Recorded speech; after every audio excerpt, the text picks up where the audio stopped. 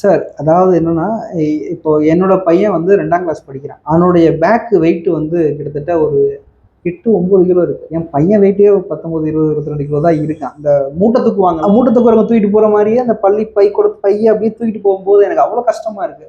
மத்த சுமைய விடுங்க. கற்கிறதுலயே 1000 சுமை இருக்கு இந்த திட்டத்துல. இந்த சுமை இருக்குல்ல, இந்த மூட்டைய சுமக்கிற சுமை. இது வந்து இத சிம்ப்ளிஃபை பண்றதுக்கு ஏதாவது வழி இருக்கா? இல்ல கட்டாயமா சுமக்கணுமா? இல்ல, இந்த மாதிரியான சுமை வந்து தனியார் பள்ளிகள்ல தான் அதிகம் இருக்குது. அரசு பள்ளிகள்ல அப்படி இல்லை. நீங்க புத்தகத்தை இங்கேயே வச்சுட்டு போயிருங்கன்னு சொல்லிடுறீங்களா? அரசு பள்ளிகளில் வந்து புத்தகத்தை வந்து 3 பருவங்களா பிரிச்சுட்டாங்க. அப்போ ஒரு 3 பருவங்களுக்கும் எடுத்துட்டு போற புத்தகத்தை 3ஆ பிரிச்சு அவன் எடுத்துட்டு போறான். அதனால 3ல் 1 பங்கு சுமை தான் அவங்ககிட்ட இருக்குது. அதனால சுமை இல்லை. சொல்லும் போது என்ன சொல்றீங்கன்னா 3ல் 1 பங்கு சுமை தான் இருக்குங்கிறீங்க. ஆமா, ஒரு வருடம் முழுக்க நீங்க வந்து 3 கிலோ சுமந்துட்டு போகணும். வருடம் முழுவதும், ஒரு உதாரணத்துக்கு சொல்றேன், 3 கிலோ மொத்த புத்தகத்தின் எடைனா வருடம் முழுவதும் நீங்க 3 கிலோவை சுமந்துட்டு போகணும். ஆனா இப்ப பிரிச்சிருக்கிறதுனால முதல் பருவம், 2ஆம் பருவம், 3ஆம் பருவம் பிரிச்சிருக்கிறதுனால முதல் பருவத்துல 1 கிலோ சுமந்தா போதும், 2வது பருவத்துல 1 கிலோ சுமந்தா போதும், 3வது பருவத்துல ஒரு சுமை குறைந்திருக்குதுங்கிற. இப்ப இந்த ஹோம்ஒர்க்னு ஒரு விஷயம் நீங்க கொடுக்குறீங்கல்ல, ஆமாங்க.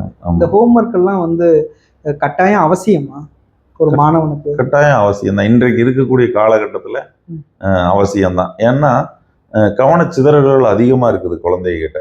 இப்ப வீட்டுக்கு போனீங்கன்னா மொபைல் ஃபோன்ஸு, அதில் பார்க்கக்கூடிய விஷயங்கள், டிவி, இந்த விஷயங்கள் அதிகமாக குழந்தைகளை வந்து சிதறலை ஏற்படுத்துது. அதனால இந்த மாதிரி வேலைகள் கொடுக்கறதுனால குழந்தைகள் வந்து அவர்கள் அந்த மாதிரியான விஷயங்கள்ல இருந்து பாதுகாக்கிறதுக்கு வீட்டு பாடங்கள் அவசியமா இருக்குது. இல்லை சார், நீங்கள் 8 மணி நேரம் ஸ்கூலில் வச்சுருக்கீங்க ஒரு குழந்தைய. இப்போது நாங்கள் வந்து ஸ்கூல் சரி படிப்பு முடிஞ்சுன்னா குழந்தைய வேறு ஏதாவது கிளாஸ்க்கு அனுப்பலாம். ஒரு கராத்தே கிளாஸ்க்கு அனுப்பலாம், இல்லை ஒரு கம்ப்யூட்டர் கிளாஸ்க்கோ, இல்லை ஒரு டான்ஸ் கிளாஸ்க்கோ, இல்லை ஏதோ ஒரு கிளாஸ்க்கு நாங்கள் அனுப்பலாம். கல்வியால் மட்டும்தான் எல்லா விஷயத்தையும் சாதிக்க முடியும் அப்படிங்கிற விஷயம் எதுவுமே கிடையாது. அப்படிங்கிறப்போ 8 மணி நேரம் நீங்கள் ஸ்கூலில் உட்கார வச்சு எல்லாம் சொல்லிக் கொடுக்குறீங்க. திரும்பி வீட்டுக்கு போயிட்டு 2 மணி நேரம், 3 மணி நேரம், 4 மணி நேரம், 5 மணி நேரம் குழந்தைங்க படிக்க எழுதுறாங்க, ஹோம்ஒர்க் பண்ணுறாங்க. எதுக்கு இந்த ஹோம்ஒர்க் இந்த கேட்குறேன்? ஹோம்ஒர்க்குங்கிற முறை எதுக்கு? சரி, கவனச்சிதறல்னா என்ன? 2ஆம் கிளாஸ் 2 வயசு குழந்தை, 7 வயசு 8 வயசு குழந்தைங்களெல்லாம் வந்து 24 மணி நேரம் அந்த வயசுலயே அவ்வளோ சுமையை படிச்சுக்கிட்டே இருக்கணுமா? எழுதிக்கிட்டே இருக்கணுமா? ஒரு விஷயம் யோசிச்சுக்கிட்டே இருக்கணுமா? இல்ல, வீட்டு வேலை அப்படிங்கிறத நீங்க வந்து சொல்றது வந்து சுமையை சொல்றீங்க. வீட்டு வேலை ஒரு சுமையா, ஹோம்ஒர்க் சொல்றேன். அதாவது அதிக அளவு கொடுக்கும் பொழுதுதான் அது சுமையாகும். ஆமா, அளவாக கொடுக்கும் பொழுது. அளவா எதுக்கு? அதாவது நான் என்ன கேட்குறேன்னா, 8 மணி நேரம் நீங்கள் குழந்தைய வச்சிருக்கீங்க. அப்படிங்கிறப்போ 8 மணி நேரம் நீங்கள் என்ன பிள்ளைங்களுக்கு சொல்லிக் கொடுக்கணுமோ அதுதான் உங்கள் வேலையும் கூட. கற்பித்தல் தான் உங்கள் வேலை.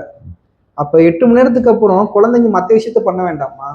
கல்வி மட்டும்தான் குழந்தைங்களுக்கு பிரதானமா? கல்வியும் அவசியம்தான், மற்ற விஷயங்களும் அவசியம்தான், இல்லையே வேண்டான்னு சொல்றதுக்கு இல்லை. ஆனா இந்த பள்ளியினுடைய ஒரு தொடர்ச்சி முழுக்கா திருப்பி இன்னைக்கு 8 மணி நேரம் முடிஞ்சா திருப்பியும் ஒரு 16 மணி நேரம் வந்து அந்த குழந்தை கல்வியிலிருந்து விலகி போயிடுச்சுன்னா திருப்பியும் அதை உள்ள கொண்டு வர்றதுக்கு நமக்கு வந்து அடுத்த நாள் ஸ்கூலுக்கு அனுப்புறோமே, அது 16 மணி நேரம் முடிஞ்சிருது இல்லை உங்களுக்கு. அதுல 8 மணி நேரம் தான் தூங்குறாங்களே. தூங்கினாலும் மொத்தத்துல 16 மணி நேரம் இடைவெளி ஏற்படுது இல்லையா? அப்ப அந்த குழந்தை என்னதான் நம்ம படிச்சோம்னு ஒரு வலுவூட்டுதல், ரீஎன்ஃபோர்ஸ்மெண்ட், நாம் என்ன பண்ணியிருக்கோம், என்ன படிச்சிருக்கோம், அதுக்காகவாது அந்த வீட்டு வேலைகள் அவசியம். சுமையா இல்லாம அந்த வீட்டு வேலையை சுகமா ஆக்குவதற்கான வழிமுறைகளை தான் நம்ம கண்டுபிடிக்கணும் இல்லையா? சுகமானா எப்படி சார்? எனக்கு புரியல, ஏதாவது சொல்லுங்க. சுகமானா எப்படி? அதாவது வீட்டு வேலைகளை வந்து ஒரு ஆர்வத்தை ஏற்படுத்தக்கூடிய வகையில நம்ம அந்த வீட்டு வேலைகளை கொடுக்கலாம். ஒரு விடை, அவங்களே கணக்குகளை உருவாக்கி போடுறது, அவங்களே ஏதாவது புதிதாக கண்டுபிடிச்சிட்டு வர்றது, இப்போ செயல் திட்டம் கூட ஒரு வீட்டு வேலை தான். அந்த மாதிரி அதை அன்றைய பாடங்கள்ல புதிதாக உருவாக்குறது. இப்போ ஒரு நாங்கள்லாம் ஒரு சிலர் வந்து குறிப்பெடுத்துட்டு வர சொல்றோம். இப்போ வீட்டு வேலையா கணக்காக கொடுக்கறது இல்லை. இது வரைக்கும் நீங்க கற்றுக்கொண்டது, உங்களுக்கு நீங்க தெரிஞ்சதெல்லாம் குறிப்புகளா எடுக்கிறாங்க. அவங்களா உட்காந்து வீட்டில் கொஞ்ச நேரம் குறிப்புகளா எடுத்துட்டு வரும் பொழுது அடுத்த நாள் பாடம் சொல்லி கொடுக்கறதுக்கு எளிமையா இருக்குது. இப்போ நீங்க இருக்கீங்க, டீச்சரா இருக்கீங்க, நீங்க என்ன பண்றீங்க? 6 மணிக்கு 4 மணிக்கு ஸ்கூல் முடிஞ்சோடனே அடுத்த நாளைக்கு என்னென்ன குழந்தைங்களுக்கு சொல்லிக் கொடுக்க போறோங்கிறத வீட்டில் உட்காந்து ப்ரிப்பேர் பண்ணிட்டு இருக்கீங்களா? நிச்சயமா பாடத்திட்டம்ங்கிற ஒரு பாடக்குறிப்பு நாங்கள் எழுதித்தானே ஆகணும். பாடக்குறிப்பு எழுதி நாங்கள் தலைமை ஆசிரியர்கிட்ட கையெழுத்து. இது உண்மையிலேயே நீங்க வந்து வீட்டில் வந்து எழுதுறீங்களா, இல்லை உண்மையிலேயே ஸ்கூல்லே எழுதிடுறீங்களா? ஸ்கூல்ல கொஞ்சம் பேர் எழுதலாம், அல்லது நிறைய பேர் வீட்டில் வந்து எழுதுறவங்களும் இருக்கிறாங்க. இருந்தாலும் இல்லாவிட்டாலும் நாம் அதை பற்றி சிந்தனையை வந்து இருந்துட்டு தானே இருக்கோம். சிந்தனை வந்து பாடக்குறிப்பு, பாடம் நாளைக்கு நடத்த போறது வந்து நீங்க அதை தடுக்க முடியாது, அது இருந்துட்டே தான் இருக்கும் மனசுல. சரி சார், இப்போ இந்த மாதிரி வீட்டு பாடங்கள்னால குழந்தைங்களோட ஒரு மென்மையான ஒரு விஷயம், அதாவது ஏன்னா இயற்கையா ஒரு விஷயம் இருக்குல்ல, இந்த குழந்தை இந்த பூமியில எதுக்காக பிறந்ததுன்னு ஒரு விஷயம் இருக்குல்ல, அந்த பிறப்போட தன்மையை புரிஞ்சுக்காம அந்த குழந்தைங்களோட மூளை வந்து சிதைக்கப்படுதோ இந்த மாதிரி வீட்டு பாடங்கள்னால? இருக்குங்க, இருக்கலாம். நீங்க சொல்றது வந்து வீட்டு பாடங்களை அதிகமா கொடுத்து அவர்களை தூங்குறதுக்கு இல்லாம வேற விஷயங்களை சிந்திக்கிறதுக்கு இல்லாம செய்யற அளவுக்கு கொடுக்கும் பொழுது அது நிச்சயமாக அது வந்து அவங்களுக்கான ஒரு சிதைவு தான். அதுல எந்த மாற்றமும் இல்லை. ஆனா வீட்டு வேலையை நான் சொன்ன மாதிரி இயல்பாக ஆர்வமாக செய்யக்கூடிய அளவுல வீட்டு வேலைகளை இப்போ கொடுக்கும். சார் நீங்க வந்து அதாவது உயர்நிலை கல்வி ஆசிரியர் கரெக்டா? நான் வந்து நடுநிலை இடைநிலை கல்வி ஆசிரியர். இடைநிலை கல்வி ஆசிரியர் அப்படிங்கிறப்போ நீங்க இப்போ மென்மையா ஒரு விஷயம் சொல்றீங்கல்ல, ஈஸியா ஒரு விஷயத்த கொடுத்தா பண்ணலாம் அப்படின்னு, நீங்க இந்த புத்தகத்தை தாண்டி எதையாவது கொடுக்க போறீங்களா குழந்தைக்கு? நிச்சயமா கொடுக்குறோம். வீட்டு பாடம் கொடுக்குறோம். அப்படி என்ன கொடுக்குறீங்க சார் வீட்டு பாடம்? வீட்டு பாடங்கள் புத்தகத்துல நீங்க என்னன்னா ஒரு வட்டம் உருவாக்குறது, ஒரு வட்டத்தை பத்தி சொல்லி கொடுக்குறோம்னா ஒரு வட்டத்தை வெட்டிட்டு வர சொல்றோம். அதுல இருக்கக்கூடிய பகுதிகளை குறிக்க சொல்றோம். ஒரு மணியை பத்தி சொல்லி கொடுக்குறோம். இந்திய நேரம், ரயில்வே நேரம் சொல்லி கொடுக்கும் பொழுது ஒரு கடிகாரத்தை உருவாக்கிட்டு வர சொல்றோம். அவனே நிறைய முள் வச்சு அவன் அட்டையை வச்சு அவனே நிறைய காலன்ற அட்டை வச்சு நிறைய உருவாக்கிட்டு வரானே. அவனுடைய படைப்பாற்றல அதுல காட்டுறானா இல்ல எப்படி சொல்றது, என்ன அவன் என்ன பண்ணிட்டு வரணுங்கிற விஷயத்த நீங்க தானே சொல்லி அனுப்புறீங்க. நாங்க சொல்றோம் இது மாதிரி செய்யணும்னு, அவன் செஞ்சுட்டு வர்றான். அப்ப நீங்க ஒரு விஷயத்த பண்ண சொல்றீங்க, அவனுக்கு வற்புறுத்துறீங்க கரெக்டா? இல்ல, வற்புறுத்துறது இல்லது, அவனுடைய ஆர்வத்தை தூண்டுறோம். அது எப்படி வற்புறுத்தல் ஆகும்? என்னோட ஆர்வம் இதுதான் அப்படின்னு நீங்க எப்படி முடிவு பண்றீங்க? ஆர்வம் இதுதான் இல்ல, நாம ஒரு விஷயத்த சொல்றோம், அவன் அதற்கு எப்படி துலங்கல் வெளிப்படுத்துகிறான். நாம் இதை வந்து தூண்டல் துலங்கல்னு சொல்லுவோம். சரி, ஒரு தூண்டலுக்கு வந்து எப்படி துலங்கல் வெளிப்படுது அதை பொறுத்து தான் அவனை நாம் வந்து மதிப்பிடுறோம். இவனுக்கு இந்த துறையில பிடித்து இருக்குது, இவன் வந்து இதை வந்து படைப்பாற்றல் தன்மையோட செய்யறதுக்கு கிரியேட்டிவிட்டி அவங்ககிட்ட இருக்கு, இவன் வந்து வேறு விதமான கணக்கு போடக்கூடிய திறமை இருக்குது அப்படின்னு நம்ம கண்டுபிடிக்கிறது இதுல தான் கண்டுபிடிக்கும். அப்ப நீங்க சொல்லும் போல ஒவ்வொரு குழந்தைகளும் ஒரே ஆர்வத்தோட இருக்கிறது இல்ல. நிச்சயமாக இருக்காது, தனியால் வேற்றுமை இருக்கும்ல. அப்படிங்கிறப்போ நீங்க ஒவ்வொரு குழந்தைகளும் ஒவ்வொரு விஷயமா ஹோம்ஒர்க் கொடுக்குறீங்க. இல்ல, தனித்தனியா கொடுக்க முடியாதுல்ல. இப்ப இன்றைக்கு இருக்கக்கூடிய கல்வி முறையில தனித்தனியா கொடுப்பதற்கான வாய்ப்பு இல்லை. இருந்தாலும் கூட அவங்க வந்து அதுக்கு எப்படி ரியாக்ட் பண்றாங்க நம்ம கிட்ட, அதை பொறுத்து அவங்களுடைய ஆர்வத்தை நம்ம கண்டுபிடிச்சுக்கிறோம். எந்த துறையில அவங்க வந்து நல்லா சிறப்பா வர்றதுக்கு, எந்த பாடத்தை அவங்க நல்லா படிக்கிறாங்க அப்படிங்கிறத கண்டுபிடிக்கிறோம். எப்படி கண்டுபிடிக்கிறீங்க? நாம எப்படி வந்து அவங்களுடைய வேலை கொடுக்குறோம்னு வச்சுக்கோங்களேன். ஒரு புதுதாக ஒண்ணு செஞ்சுட்டு வர சொல்லிக்கிறோம். அதாவது புதுசா ஒரு விஷயத்த எல்லாரும் செஞ்சுட்டு வாங்கன்னு சொல்றீங்க கரெக்டா? ஆமா, எல்லாரும் செஞ்சுட்டு வரும் பொழுது ஒரு சிலர் வந்து அதுல கொஞ்சம் எக்ஸ்ட்ராடினரியா செஞ்சுட்டு வருவான். அவனை வந்து நாம் வந்து பாராட்டுவோம். அவனை வந்து நம்ம பிரித்தெடுக்கிறோம், ஊக்குவிக்கிறோம். இன்னும் அறிவியல் விழா சம்பந்தமாக அவங்களெல்லாம் நாம கூட்டிட்டு போறோம். அந்த பெர்ஃபார்ம் பண்ணாதவங்க இருக்காங்கல்ல, அவங்க என்ன பண்றீங்க? பெர்ஃபார்ம் பண்ணாதவங்கள அடுத்த வேற ஏதாவது துறையில இவங்க சரியா பண்ணலாம். ஒரு சிலருக்கு பாட்டு பாடக்கூடிய திறமை இருக்கும், ஒரு சிலருக்கு டான்ஸ் ஆடக்கூடிய திறமை இருக்கும். அவங்களுக்கு தகுந்த ஃபீல்டுகளை நம்ம பிரிச்சு விடுறோம். ஒருத்தர் பேச்சு திறமை இருக்கும். நீங்க ஒரு அசைன்மெண்ட்னு ஒரே ஒரு விஷயத்த எல்லாத்துக்கும் கொடுக்குறீங்க, அதுல ஒருத்தன் பெர்ஃபார்ம் பண்றான், ஒருத்தன் பெர்ஃபார்ம் பண்றது கிடையாது. அப்படிங்கிறப்போ பெர்ஃபார்ம் பண்றவன ஊக்குவிக்கிறீங்க. ஆமா, பெர்ஃபார்ம் பண்ணாதவன நீங்க என்ன பண்றீங்க? பெர்ஃபார்ம் பண்ணாதவங்கள அவனுக்கு அந்த துறையில வந்து அவனுக்கு வந்து அந்த இயல்பாகவே அந்த ஊக்கம் இல்லைங்கிற போது அவனுக்கு வேறு ஏதாவது துறையில தான் கண்டிப்பாக ஆர்வம் இருக்கும். அந்த துறையை கண்டறியதற்கான வேலைகளை நம்ம செஞ்சுட்டு இருக்கோம். அதை செஞ்சுக்கிட்டு இருக்கீங்க? கண்டிப்பா செய்வோம். அப்படிங்கிறப்போ ஒருவேளை இந்த விஷயத்துல எனக்கு திறமையே இல்லை அப்படின்னு அந்த விஷயத்த பெர்ஃபார்ம் பண்ணாத பையன், அந்த விஷயத்த பண்ணாத பையன், ஒருவேளை நமக்கு திறமை இல்லை போல, அறிவு கம்மி தான் போல அப்படிங்கிற ஒரு தாழ்வு மனப்பான்மைக்குள்ள வந்துடாதா? வராதே. அவனுக்கு அடுத்த உனக்கு இந்த திறமை இருக்குதுன்னு நம்ம ஊக்குவிச்சிருவோம்ல. ஊக்குவிக்கும் போது அதாவது என்னன்னா எல்லாத்துக்கும் ஒரு விஷயத்த பண்ண சொல்றீங்க, அதுல நல்லா பண்றவனை தேர்ந்தெடுக்கிறீங்க, நல்லா பண்ணாதவனையும் தேர்ந்தெடுக்கிறீங்க. அப்படிங்கிறப்போ நல்லா பண்ணாதவனை என்ன பண்றீங்க? அப்போ எல்லாத்துக்கும் ஒரு விஷயம் கொடுத்து ஒரே விஷயத்தை தினம் கொடுக்கறது இல்லையே. இன்னைக்கு வந்து ஒருத்தருக்கு வந்து படைப்பாற்றல் வர்ற மாதிரி கொடுத்தா, அடுத்த நாள் வந்து இன்னொருத்தருக்கு வந்து ஒரு கவிதை எழுதுற ஒரு வேலையை கொடுக்குறோம்னு வச்சுக்கோங்களேன். அறிவியல் தன்மையோடு இருக்கிறவன் கவிதை எழுதுறதுக்கு சிரமப்படலாம். அவன் அப்போ அறிவியல் சம்பந்தமான ஆர்வம் இருக்கிறவன் அறிவியல்ல நல்லா பண்ணியிருப்பான், கவிதைய குறைவா இருக்கலாம். அப்ப இந்த கவிதை வந்து இன்னொருத்தன் வந்து அறிவியலே வராதவன், கணக்கே வராதவன் கவிதை நல்லா எழுதுவான். அவனை தனியா ஊக்குவிக்கணும். அதுக்காக கவிதை எழுதுறவனுக்கு கணக்கு வரல அப்படிங்கிற ஒரு அறிவியல் நல்லா வர்ற பையன் இப்ப கவிதை எனக்கு வரல, ஒருவேளை இது எனக்கு வந்து எப்படி சொல்றது வராது போல, இது எனக்கு சரியா இது அந்த அந்த மனப்பான்மை என்னால முடியாதுங்கிற மனப்பான்மை வருது. முடியாதுங்கிற மனப்பான்மை நீங்க அவனை போய் தாழ்வு மனப்பான்மை உருவாக்கும் வகையில பேசினா தான் அவனுக்கு வரும். உனக்கு இதுவே கூட தெரியலையே. அதாவது வந்துங்க கல்விங்கிறது மிக நுட்பமானது. அதனாலதான் கேட்கிறேன். அதனாலதான் எங்களுக்கு வந்து முதல்ல சொல்லி கொடுக்கும் பொழுது நான் கற்றுக்கொண்ட என்னுடைய ஆசிரியர் பணியில அனுபவத்தில் நான் கற்றுக்கொண்டது, உனக்கு இது கூட தெரியாதா என்ற கேள்வியை ஒரு குழந்தைகிட்ட நம்ம கேட்டக்கூடாது. ஒரு குழந்தை 8ஆம் வகுப்பு படிக்கக்கூடிய குழந்தைய கூட வச்சுக்கோங்க, 1-2 தெரியாம வருது, அப்பொழுது கூட ஆனா அவனா தெரியாம இருக்கு, ஏபிசிடி தெரியாம இருக்கு. அந்த குழந்தைகிட்ட இப்போ உதாரணத்துக்கு ஒரு ஹோம்ஒர்க் கொடுக்குறீங்க, ஹோம்ஒர்க் பண்ணாத குழந்தை நீங்க என்ன பண்றீங்க? ஹோம்ஒர்க் பண்ணாத குழந்தைகளை வந்து நாம இன்னும் வந்து அவங்களுக்கு ஏன் பண்ண முடியலங்கிற காரணங்களுக்கு பேசலாம். உண்மையாக வந்து ஏன் அவங்களால பண்ண முடியல அப்படிங்கிறத பாக்குறோம். முதல் உண்மையா சொல்ல போனா இன்னைக்கு இருக்கக்கூடிய நடைமுறை திட்டுறோம், ஏன் செய்யல அப்படின்னு அவங்க வந்து மிரட்டுறோம், சில இன்னும் கடுமையா கூட நடந்துக்கிறோம். அது தொடர்ந்து செய்யாம வரும்போது ஏன் செய்யாம வருதுங்கிற காரணத்தை கண்டறிகிறோம். கண்டிப்பா ஏதாவது வீட்டுல பிரச்சனையா, எங்களுடைய அனுபவத்தில் நாங்க நிறைய பார்க்கறது எல்லாமே வந்து இந்த டிவி, வேறு யாரும் அவங்களுக்கான ஒரு பின்புலத்துல அவங்களுக்கு உதவி செய்யறதுக்கு ஆள் இல்லைங்கிறதுனாலதான் நிறைய பேர் இருக்கிறாங்க. இப்போ டிவி பாக்குறதுனால பிள்ளைங்களோட படிப்பறிவு கம்மியாகுதுன்னு நீங்க சொல்றீங்களா? படிப்பறிவு கம்மியாகல, ஆர்வம் குறையுது. அவங்களுடைய நேரம் வந்து இப்போ டிவி அப்படிங்கிறது ஒரு இடியட் பாக்ஸ். இன்னைக்கு இருக்கக்கூடிய நீங்க பார்த்துருப்பீங்க தொலைக்காட்சி தொடர்கள் எல்லாம் எந்த விதமான அறிவை வளர்த்தும்னு நீங்க எதிர்பார்க்கிறீங்க? அப்போ டிவி முட்டாள உருவாக்குறீங்களா? தொடர்ந்து பார்க்கும்போது டிவி முட்டாளா உருவாக்கும் போது. இப்போ உதாரணத்துக்கு கேட்குறேன், ஒரு குழந்தைக்கு ஒரு சினிமா மேல ஆர்வம் இருக்குன்னு வச்சுக்கோங்க, அந்த குழந்தைக்கு 1000 சினிமா பார்த்தா தான் ஒரு சினிமா அந்த கொஞ்ச நாள் உருவாக்க முடியும். எதிர்காலத்துல சினிமாவை எங்கேயோ டிவியில தானே பார்க்க முடியும். அப்போ பள்ளியும் அவசியம் தானே, பள்ளியில் இருக்கக்கூடிய பள்ளி வேலைகளும் அவசியம் தானே.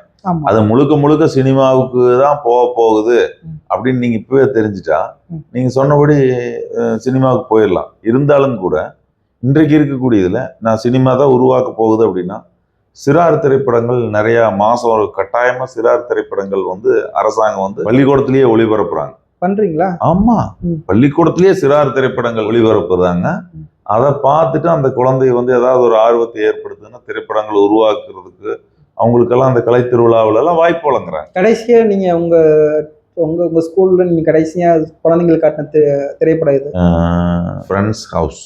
நான் பார்த்து சொல்றேன். கடைசியா இப்போ ஒரு மாசத்துக்கு முன்னாடி ஒரு படம் போட்டிருந்தோம், அது பார்க்கணும், பேரை மறந்துட்டேன்.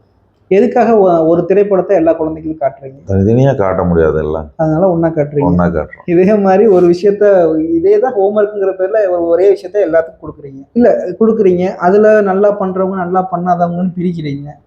இல்ல ஹோம்ஒர்க்கள் நல்லா பண்றவங்க நல்லா பண்ணாதவங்க கிடையாது. ஹோம்ஒர்க் பண்றவங்க பண்ணாதவங்க இருப்பாங்க. அது நான் ஹோம்ஒர்க்னு சொல்றது வந்து பள்ளிக்கூடத்துல படிக்கக்கூடிய கல்வியினுடைய தொடர்ச்சி தான் அது. அது வந்து அவங்களுக்கு ஆர்வத்தை கொடுக்குற மாதிரி இருக்கணும். நீங்க வந்து ஒரே மாதிரியா வந்து இப்போ ஹோம்ஒர்க் கொடுக்கறதுனால நிறைய வேலையை கொடுத்துட்டாங்க, சுமையை கொடுத்துட்டாங்க. நீங்கள் வந்து சுமையை பத்தி தான் பேசிட்டு இருக்கிறீங்க. ஆமா, வீட்டு வேலைகளை பத்தி பேசல. அதற்கான வாய்ப்புகள் இங்க இல்லை. நம்ம கல்வி முறையில வந்து அதை தாண்டி பண்ணக்கூடிய வாய்ப்புகள் இல்லை. பெற்றோர்களுக்கு அந்த அளவுக்கு வந்து விழிப்புணர்வு இல்லை.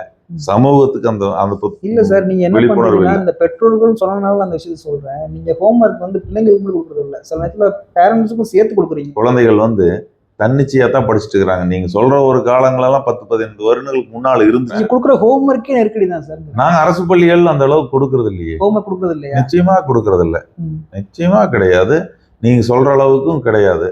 நீங்க இவ்வளவு நீங்கள் பேசுறத வச்சு பார்த்தா நீங்க தனியார் பள்ளியில் இருக்கிறத வச்சு சொல்லிக்கிட்டு இருக்கிறீங்க. இல்ல அதாவது என்னன்னா என்னோட பையன் நடந்து சொல்றேன். என் பையன் என்ன பண்றான், காலைல திடீர்னு 4 மணிக்கு எந்திரிச்சு உசிப்பி ஐயோ ஹோம்ஒர்க் பண்ணணும் பதறான். டீச்சர் திட்டுவாங்க, ஹோம்ஒர்க் பண்ணணும். 2ஆம் கிளாஸ் படிக்கிற பையன். அப்ப இந்த அளவுக்கு மன நெருக்கடி மன உளைச்சலை ஏற்படுத்துற இதைய நீங்க ஏன் பள்ளியில போய் சொல்லக்கூடாது? என் குழந்தைக்கு வந்து எவ்வளவு மன உளைச்சல் ஏற்படுது, நீங்க வந்து இன்னும் கொஞ்சம் இதை கொஞ்சம் கனிவா எடுத்துக்கங்க, எனக்கு கொஞ்சம் இலகுவா கொடுங்க அப்படின்னு நீங்க ஏன் பள்ளி நிர்வாகத்தை கூட நீங்க பேசக்கூடாது? அப்படி நான் பேசினேன்னா அந்த அந்த குழந்தைங்க டீச்சர்னால எவ்வளவு ஹராஸ் பண்ணப்படுறாங்கன்னு தெரியுமா சார்? அதாவது சத்திய உண்மை சார். நீங்க இப்போ நம்ம ஏதாவது ஒரு சின்ன இது மாதிரி சின்ன சின்ன விஷயம் நோட் பண்ணி ஆசிரியர்கிட்ட கொடுக்க போனோம்னா ஆசிரியர்கள் என்ன பண்றாங்க, நம்மள ஒரு விரோதி மாதிரி, அதாவது ஒரு விரோதி மாதிரி பாக்குறாங்க. இல்ல, ஹம்பிளா இருக்கலாம், ஹம்பிளா சொல்ல முடியும். அதாவது வந்து ஒரு சில நம்ம ஹம்பிளா தான் சொல்றோம். நிறைய விஷயங்கள் வந்து புரிதல் தான் முக்கியம் ரெண்டு பேர்த்துக்கிட்ட. இப்போ ஆசிரியர்களுக்கும் பெற்றோர்களுக்கும் இடையே சில இடங்கள்ல புரிதல்கள் குறைவா இருக்குது. இப்போ ஆசிரியர்னாலே செய்ய மாட்டாங்கன்னு பெற்றோரும் நினைக்கலாம். பெற்றோர்கள் வந்தாலே எப்பொழுது இப்போ நம்ம மாத்திக்கிட்டே இருக்கிறாங்க, நம்மளை பத்தி குறை சொல்லிட்டு இருக்கிறாங்கன்னு ஆசிரியர்கள் புரிஞ்சுக்கலாம். அந்த புரிதல் இல்லாம இவர் குழந்தைக்கு இது தேவை அப்படிங்கிற அளவுக்கு நம்மளும் அந்த புரிதலை ஆசிரியர்கள்ட்ட ஏற்படுத்தணும். ஆசிரியர்களும் பெற்றோர்கள்கிட்ட இவங்களுக்கு எவ்வளவு கஷ்டம் இருக்குது அப்படிங்கிற புரிதலை ஏற்படுத்தும். ஒரு குழந்தை வந்து ஹைப்பரா இருந்தாலே நீங்க என்ன பண்றீங்கன்னா, அது உங்களுக்கு தொந்தரவா இருந்துச்சுன்னா அந்த குழந்தைய வந்து எப்படி சொல்றது, ஒண்ணு ஒதுக்குறீங்க, இல்லைன்னா அந்த குழந்தைய ஏதாவது ஒரு சுச்சுவேஷன் உருவாக்கி அந்த குழந்தைய ஸ்கூலை விட்டு வெளியே தள்ளுறீங்க. இப்படிங்கிறப்போ இவ்வளவு ஒரு விஷயத்த நம்ம உள்ள இது பண்றீங்க. இங்க எல்லா ஸ்கூல்லையுமே ஒரு ஆசிரியர் ஒரு கேள்வி கேட்டாலோ, இல்ல ஏன் இது எங்களுக்கு இந்த வசதி இல்லைன்னு பண்ணாலோ, உங்களை எதிர்த்து ஒரு கேள்வி கேட்டாலோ, நீங்க குழந்தைங்களை இந்த மாதிரி தான் எப்படி சொல்றது, ஒரு சில ஆசிரியர்கள் விதிவிலக்கா இருக்கலாம், உங்களை மாதிரி சில பேர் இருக்கலாம். ஆனா ஒரு ஸ்கூல்ல ஒரு குழந்தை கார்னர் பண்ணும்போது அந்த ஸ்கூல்ல அந்த குழந்தை எவ்வளவு துன்புறுத்தல அனுபவிச்சுக்கிட்டு இருக்கு அப்படிங்கிற விஷயத்த நீங்க என்னைக்காவது நோட்டீஸ் பண்ணிருக்கீங்களா சார்? அது இருக்கு. நிச்சயமா ஒரு ஹைப்பர் ஆக்டிவாக இருக்கக்கூடிய குழந்தையை மேம்படுத்துவதற்கான முறைகளை இன்னும் நாம் வந்து சிறப்பாக கையாளல. இன்னும் சிறப்பாக கையாள வேண்டும். அது வெகு விரைவில் நடக்கணும்னு தான் நானும் ஆசைப்படுறேன். ஹைப்பர் ஆக்டிவிட்டிங்கிறது வந்து ஒரு நல்ல குவாலிட்டி தானே இல்லையா? நிச்சயமா நல்ல குவாலிட்டி தான். நீங்க என்ன பண்ணுவீங்க? ஹைப்பர் ஆக்டிவிட்டியா இருந்தா என்ன பண்ணுவீங்க? அதை தட்டி கண்ட்ரோல்ல கொண்டு வரணும்னு நினைக்கிறீங்கல்ல? நிச்சயமாக நிறைய பேர் அப்படி செய்ய மாட்டாங்க. எனக்கு தெரிஞ்ச 75% ஆசிரியர்கள் அப்படி செய்ய மாட்டாங்க. 25% ஏதாவது இருந்திருக்கலாம். நானும் அதை பார்த்ததில்லை. இன்றைக்கு இருக்கக்கூடிய சூழ்நிலைகள் எல்லாருமே அவங்கள வந்து பாராட்டி ஊக்கப்படுத்துற விதத்துல தான் இன்றைக்கு கல்வி முறை இருக்குது. வேறு கல்வி முறை மென்மையா இல்லையில சார்? மென்மை ஆயிடுச்சு. இன்னைக்கு குழந்தைகளுக்கு தண்டனைகள் கிடையாது. குழந்தைகளை நோக்கி அரசும் ஆசிரியர்களும் எல்லாருமே குழந்தைகள் மைய கல்வி முறை தான் இருக்குது. ஒரு காலத்துல ஆசிரியர் மைய கல்வி முறையாக இருந்தது, இன்று குழந்தை மைய கல்வி முறையா மாறி இருக்குது. ஏதாவது உதாரணம் சொல்ல முடியுமா நீங்க? எல்லாமே உதாரணம் தானே. இன்னைக்கு வந்து குழந்தைக்கு என்ன தேவையோ அதைத்தானே நாம கொடுக்குறோம். குழந்தையினுடைய தேவைகளின் அடிப்படையில் தான் இன்னைக்கு புத்தகங்களே எழுதப்பட்டிருக்குது. குழந்தைக்கு என்ன வேணும்னு கொடுத்துருக்குறாங்க, அது நடந்துகிட்டு தான் இருக்குது. உதாரணம் சொல்லுங்க, ஏதாவது ஒரு உதாரணம் சொல்லுங்க, யோசிச்சு கூட சொல்லுங்க. என்ன இப்போ ஏதாவது குழந்தைகளுக்கு ஏற்ற மாதிரி நாங்கள் கல்வியை உருவாக்கிப்போம் அப்படின்னு சொல்றீங்கல்ல, அதுதான் சொல்றேன். ஏதாவது உதாரணம் சொல்லுங்க. இப்போ நீங்க முன்னாடி ஒரு வார்த்தை சொன்னீங்க, என்ன வார்த்தை சொன்னீங்க தெரியுமா? முன்னாடி ஆசிரியர்கள் வீட்டுக்கு ஆசிரியர் மைய கல்வி முறையா ஒரு விஷயத்த சொல்றீங்க. ஆனா அது இப்ப அப்ப மாறிடுச்சு. இப்ப மாறி குழந்தைகள் வழியா மாறிடுச்சு அப்படிங்க. அப்ப அந்த உதாரண மாற்றத்தை எப்படி நீங்க பிரிக்கிறீங்க அப்படின்னு சொல்ல முடியுமா? ஆசிரியர் வழிக்கு அந்த முறையே ஆசிரியர் முறைன்னு சொன்னீங்கல்ல, அந்த முறையை பத்தி சொல்லுங்க பார்க்கலாம். அதாவது வந்து அந்த ஆசிரியர் மைய கல்வி முறையில ஆசிரியர் தான் வந்து அந்த இடத்துல வந்து ஒரு மோனோப்புள்ளியா இருந்தார். ஆசிரியரை மையப்படுத்தி எல்லாமே நடந்துட்டு இருந்தது. கை கட்டி உட்காரு, வாயில கை வை, தண்டனைகள் கொடுக்கறது, ஆசிரியர் சொன்னா எல்லாமே சரிதான்னு அப்படி ஏத்துக்கிறது அப்படின்னு ஒரு காலகட்டத்தில் இருந்துச்சு.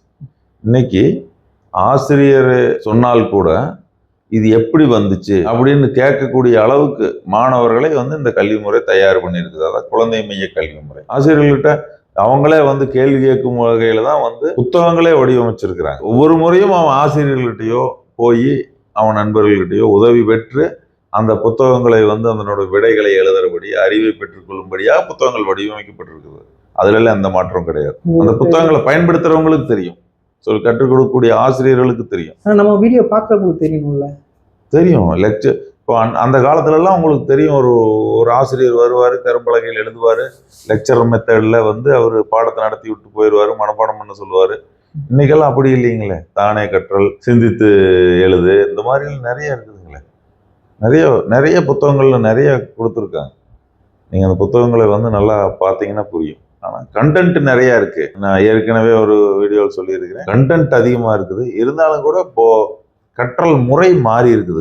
குழந்தைகள் சுயமாக ஆர்வமாகவும் சுயமாகவும் கற்கும் வரையில் புத்தகங்கள் வடிவமைச்சிருக்கிறாங்க. சரி சார், நான் இறுதியா ஒரு கேள்வி கேட்குறேன். வீட்டு பாடம் குழந்தைங்களுக்கு அவசியமா? அவசியம்தான். ஏன்? ஒரு பாடத்தின் பின் தொடர்ச்சியாக கொஞ்ச நேரம் நீங்கள் எப்படி வீட்டு பாடம்னு சொல்றீங்கன்னு எனக்கு தெரியல. வீட்டு பாடம், வீட்டு வேலை இல்ல அப்படிங்கிற சார், நான் ஏன் இது சொல்றேன்னா, இப்போ இந்த குழந்தைங்க வந்து, இப்போ நான் ஒரு மார்க்கெட்டிங்ல வேலை பார்த்தேன். நாளைக்கு டார்கெட்டை இன்னைக்கே கொடுத்து, நாளைக்கு என்ன பண்ண போறீங்க, என்ன பண்றீங்கிற விஷயத்த வந்து முன்னாடியே திட்டமிட செஞ்சு, நாளைக்கு அதுக்கான நாளைய பத்திய கவலையை எங்களுக்கு இன்னைக்கே கொடுத்துருவாங்க. இப்போ அது எங்களுக்கு ரொம்ப மன உளைச்சலா இருக்கும். அப்படிங்கிறப்போ நாளைய விஷயத்த நீங்க இன்னையே குழந்தைங்களுக்கு வந்து எப்படி சொல்றது, நாளைக்கு இந்த விஷயத்தெல்லாம் நீங்க பண்ணிட்டு வரணும், இன்னைக்கே ஒரு விஷயத்த சொல்றீங்கல்ல. நாளைக்கு இந்த விஷயங்களை நான் சொல்றேன் உங்களுக்கு. நாளைக்கு இந்த விஷயங்களை நீங்க செய்யறதுனால உங்களுக்கு எவ்வளவு பலன் கிடைக்க போகுது அப்படிங்கிறதையும் சேர்த்து கொடுத்துட்டா நீங்க வந்து அதை சுமையா எடுத்துக்க மாட்டீங்க. நாளைக்கு இது செய்து முடிக்கும் போது எனக்கு இப்போ அது பலன், எங்களுக்குமே அந்த வேலையை பண்ணும்போது மாசம் கடைசியில சம்பளமும் நமக்கு கொடுக்குறாங்க. இன்சென்டிவ் வாங்குறீங்க. இன்சென்டிவ் வாங்குறோம், சம்பளமும் வாங்குறோம், எல்லாமே பண்றோம். நான் இல்லைன்னு சொல்லல. ஆனா இந்த மன உளைச்சல், அதாவது மனம் சரியா இல்லைன்னா எதுவுமே சரியா இருக்காது. மன ரீதியா துன்புறுத்தப்படும் போது கவலைகள் ஆகுது, சோர்வாகிறோம். சில சமயம் ஹார்ட் அட்டாக் எல்லாம் வருது. ஹார்ட் அட்டாக் வர வயசு, ஹார்ட் அட்டாக் எல்லாம் எப்போ வருதுன்னா, ஒரு வயசு வரம்பு இல்லாம இப்ப எல்லாம் வர ஆரம்பிக்குது. அப்படிங்கிறப்போ வந்து குழந்தைங்க புத்தகத்தை எதுக்கு குழந்தைங்க வீட்டுக்கு கொண்டு வரணும்? இது வந்து ஒரு நல்ல கேள்விதான்.